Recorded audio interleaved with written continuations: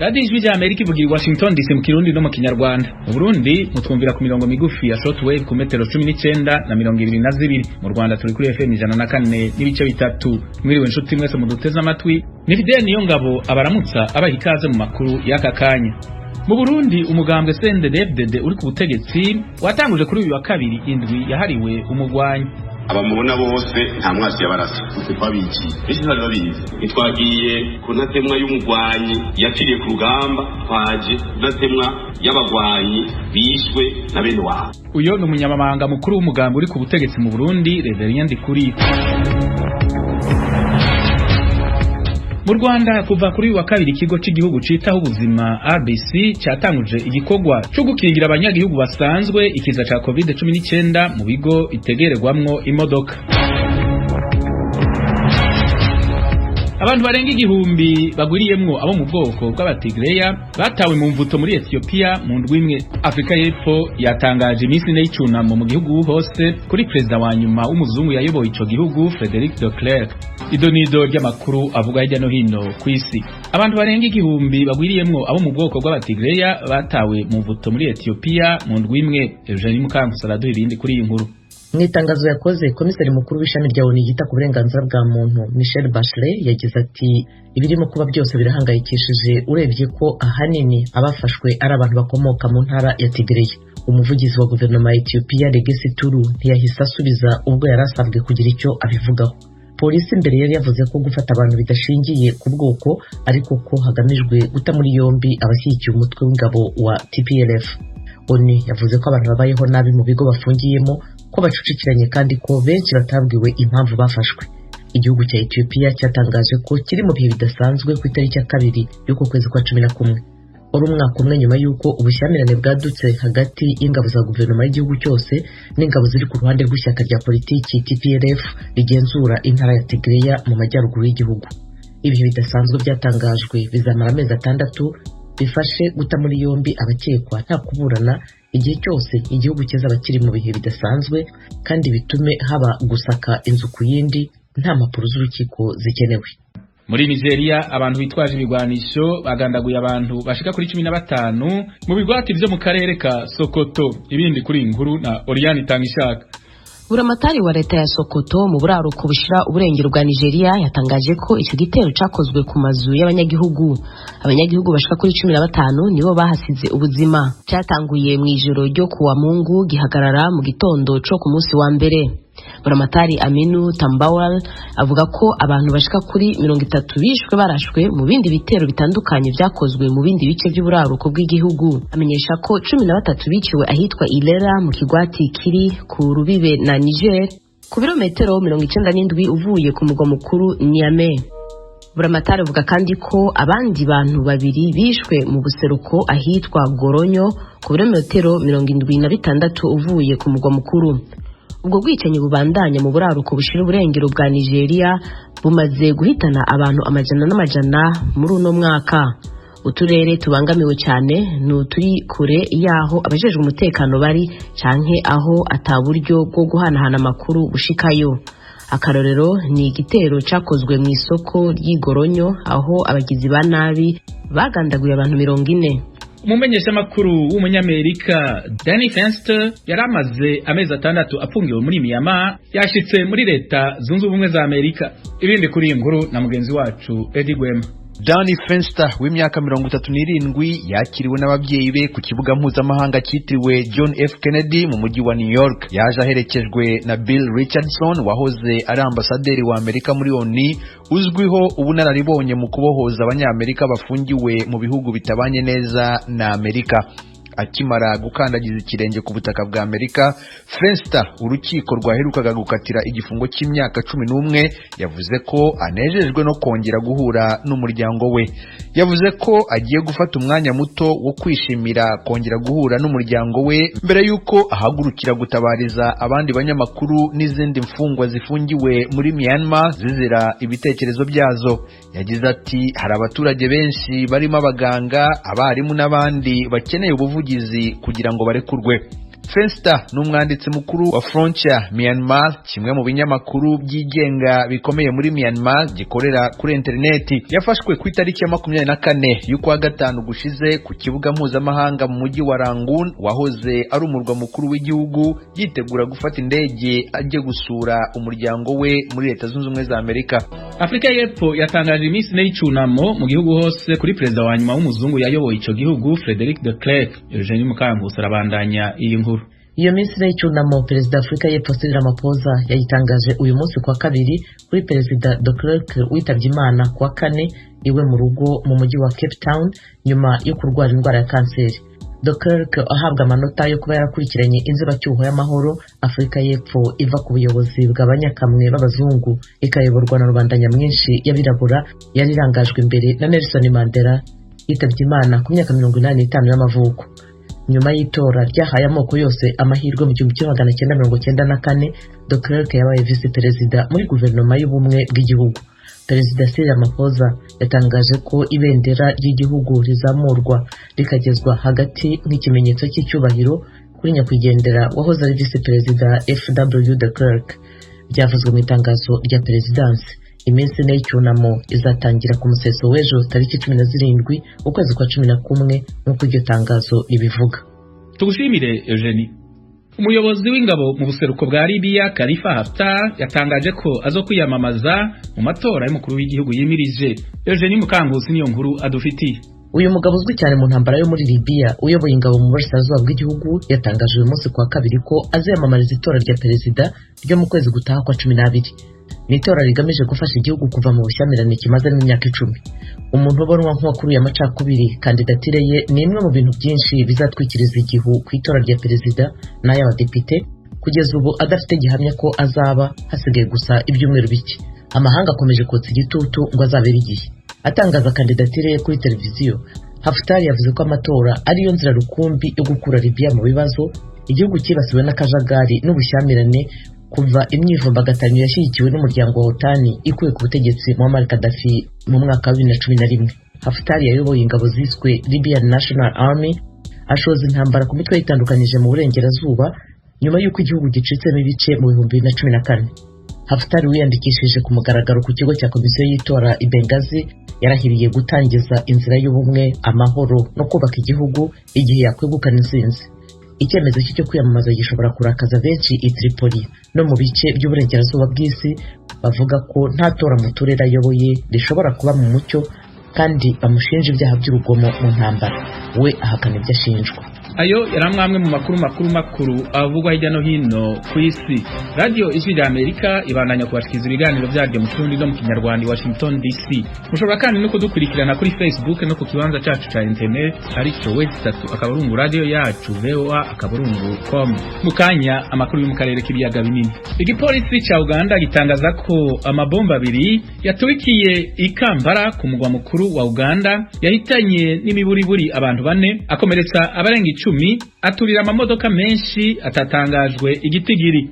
Bombe ya mbere yaturikiye mu micungararo y'ahakorera inama nshingamateka, iya kabiri iturikira ku iduka rinini ryegereye ibiro bikuru by'igipolisi muri Uganda. Abashingamateka bari ku kazi basabwe bose gukinjura. Geoffrey Mutagoma yavuganye na Bernard Sabiti, umuhinga mu by'umutekano na politike muri Uganda by'umwihariko no mu karere k'ibiyaga binini muri rusangi. Yabanje kumubaza uko byifashe i Kampala ku mugwa mukuru wa Uganda nyuma ico gitero. Ubu umujyi wa Kampala ucecetsemo gake, ukubuyeho abantu benshi bafite ubwoba nyine, abenshi barimo baritaha kujya mu mago yabo. Reba na za road block nyinshi mu mujyi, uraho ujamiye usangaho abasirikare.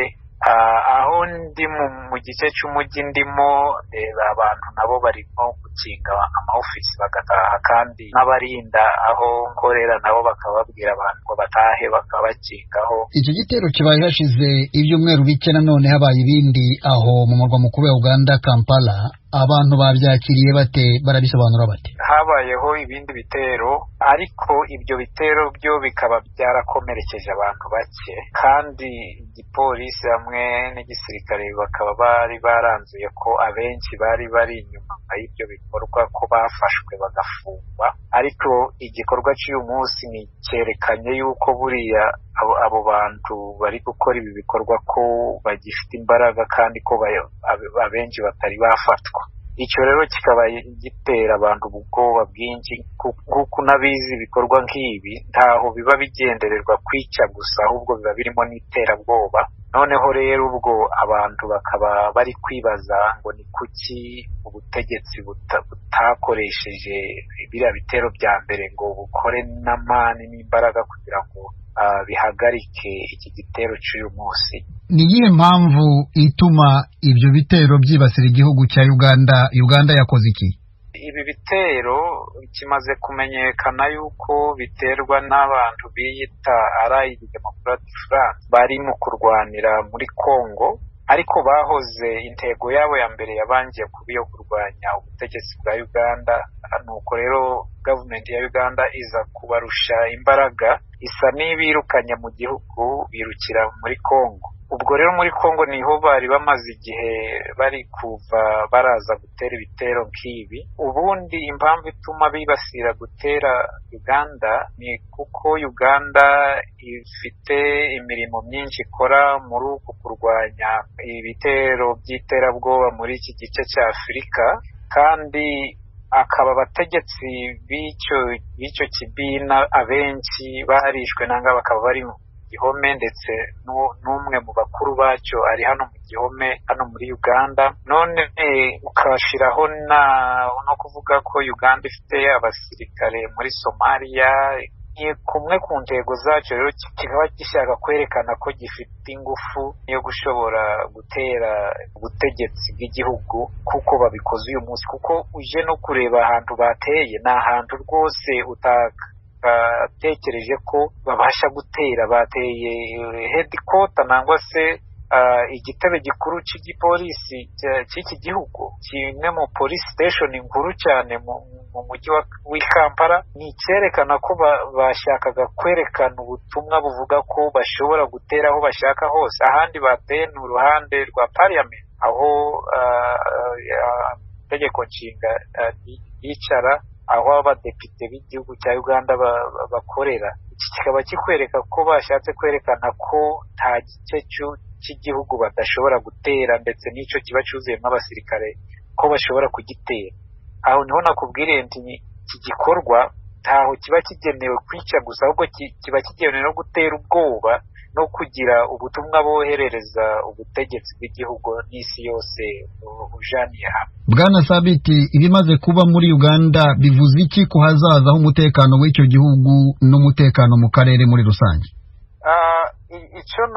Icyo nibwira nuko kuko igihugu cya Uganda kizwi nk'igihugu kiba gifite umutekano, kimaze igihe gifite umutekano ujaniye hamwe mbega. Ubwo rero kije kumenyekana ko aba baterabwoba igihugu bashoboye kugitabangura, igihugu gifite igisirikare gifite imbaraga nka Uganda, ni kiba kimenyesha ko buriya n'ibindi bihugu bitwitoroye nabyo biba bitari safe, nangwa se biba biri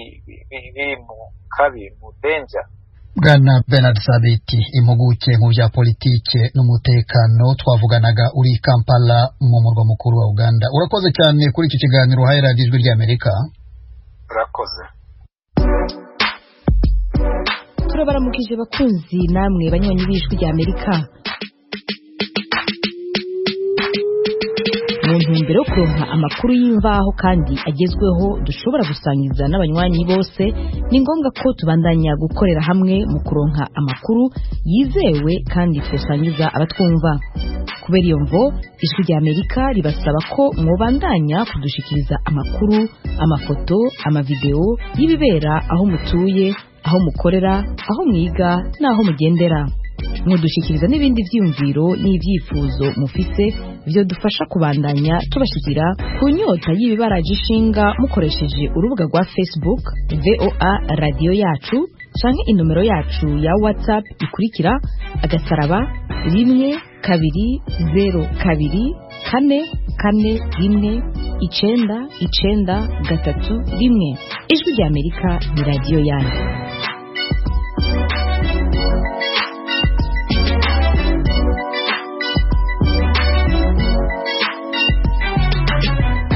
Mu Rwanda kuva kuri wa kabiri ikigo cy'igihugu citaho ubuzima RBC catanguje igikorwa cyo gukingira abanyagihugu basanzwe ikiza ca COVID-19 mu bigo bitegererwamwo imodoka. Umugambi wiswe ikingize utegereje bis. Idonido kuri inkuru na Asumta Kaboyi. Umuvugizi w'ingabo z'u Rwanda Colonel Ronald Rwivanga atangaza ko ibivugwa mu itangazamakuru ndetse n'abayobozi bo muri aka karere ko bateye Kongo ari abarwanyi ba M23 nta kuri bafite. Ni mu kiganiro amaze guha radiyo Ijwi ry'Amerika. Ingabo z'u Rwanda ntaho zihuriye n'igitero cyagabwe na M23 ku butaka bwa DRC. Ingabo z'u Rwanda nta ruhare zifite ndetse nta nubwo zitera inkunga ibikorwa ibyo ari byo byose by'umutwe witwaje intwaro wahoze uzwi nka M23. Abahoze muri uyu mutwe bavuga ko basabye ubuhungiro mu Rwanda ubwo bakwiraga imishwaro bava muri Kongo mu mwaka wa 2013, ahubwo bagiye muri Uganda ari naho iki gitero cyaturutse, kandi akaba ari naho aba barwanyi bari barahungiye. Uyu muvugizi kandi yanashimangiye ko abakomeje gukwirakwiza ibi bihuha nta kindi bagamije atari ugutoba umubano w'u Rwanda ufitanye na Repubulika ya Demokarasi ya Kongo. Ibivugwa rero byaba mu itangazamakuru cyangwa se na bamwe mu bayobozi bo muri aka karere ko aba barwanyi bitwaje intwaro bahoze ari aba M23 bateye baturutse cyangwa se barahungiye mu Rwanda n'ibihuha bigamije gutokoza umubano mwiza urangwa hagati y'u Rwanda na Repubulika Iharanira Demokarasi ya Kongo. Itangazo FARDC yasohoye ku mugoroba wo kuri uyu wa mbere ryemeje ko inyeshyamba za M23 arizo zagabye ibitero mu gace ka Canzu na Runyonyi mu ijoro ryo ku cyumweru. Itangazo ry'ibyavuye mu nama yabaye ejo Igoma rikomeza rivuga ko imirwano ikomeje hagamijwe kurandura umutwe wa M23. Itangazo M23 yashyize ahagaragara umuyobozi wa M23 Bertrand Bisimwa yahakanye ko umutwe ayoboye utigeze ugaba ibitero muri Rucuro. Muri iri tangazo M23 ivuga ko hashize umwaka urenga uyu mutwe winjiye mu biganiro na leta ya Kongo iyobowe na Felix Tshisekedi. Itangazo rikomeza rivuga ko M23 itigeze igaba ibitero muri teritwari ya Rucuru. M23 yavuze ko abasirikare bayo bari muri teritwari ya Rucuru aho bategereje ko leta ishyira mu bikorwa imyanzuro ku bibazo byakuruye amakimbirane yatumye binjira mu ntambara bashotorwamo na bamwe mu ngabo za FARDC kuva mu mwaka wa 2020. Umutwe wa M23 wumvikanisha ko wagiye wifata ukanga kongera kwinjira mu mirwano idakwiye. Perezida wa M23 Bertrand Bisimwa washyize umukono kuri iri tangazo yagize ati dufitiye icyizere umukuru w'igihugu cya Kongo ko azashyira mu bikorwa ibyemejwe mu biganiro hagamijwe kugarura amahoro mu gihugu. Asumta Kaboyi, Ijwi ry'Amerika, i Kigali. Banywanyi b'Ijwi ry'Amerika, uretse kutwumvira ku mirongo ya FM, ku mirongo migufi ya shortwaves, kuri Facebook na internet mushobora kutwumva biciye ku matelefone yanyu ngendanwa. Ku batwumva muri Tanzania muhamagara ku nimero guteranya 2 5 5 4 1 1 2 ubusa 1 ubusa 6 Abatwumva muri Kenya namwe mugahamagara kuri guteranya 2 5 4 2 ubusa 5 2 9 3 2 9 4. Kuri mwe mutwumva muherereye muri Amerika muhamagara kuri guteranya 1 3 5 1 9 9 9 5 1 8 5. Ijwi ry'Amerika ryongeye kubashimira kuba mudahengeshanya kuryumviriza. Ijwi ry'Amerika ni radio yanyu. Mu Burundi umugambwe uri ku butegetsi CNDD-FDD watanguje kuri wa kabiri indwi yahariwe umugwanyi. Umunyamabanga mukuru wawo Reverien Ndikuriyo yahamagariye abarundi kuvavanura n'amacakubiri yemanga ko abatari bake mu bagwanyi bishwe na bagenzi babo bitewe n'amacakubiri. Eroje Wirikaneza ari Nairobi muri Kenya niyo nkuru adufitiye.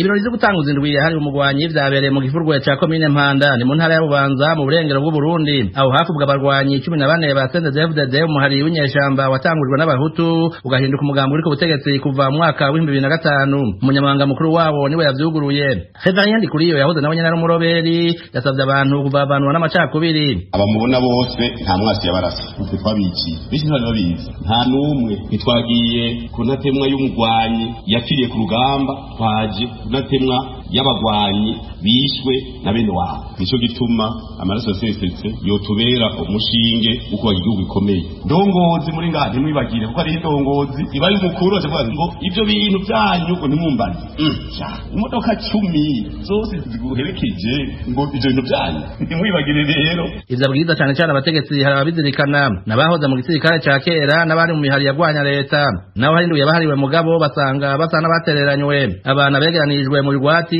mu ntaza c'ibitoke na Bubanza mu buraruko bushira uburengero baganiriye n'ijwi ry'Amerika tugendera ku dusheze rurante abandi ntibabona witwa ngwaragiza agendera kuri ayo mabekiye tuba mu kizime hivyo nivyo boza tukabiganira tukaganira mbere se bakanaturemesha kuko urabona bajya bose n'abantu twahorana tuzinanye uwo munsi mukuru uba kuri bamwe tw'abafabe nticumenye twumva wabaye jewe nukuri ntaco ndawuzi koko kubera ntituwigishwa umenga turawukingwa twe twahora muri leta umenga ntituri nk'abahoze ku rugamba nk'abandi nk'uko batuzanye bakadushira hamwe ntibadutandukanye kujya leta ivuga ko umuvyeyi wa bose yoba umuvyeyi wa twese twasaba ahanini aho twoshobora kurangura imigambi na twebwe kuko nadashobora kurima two kwunganya tugatuma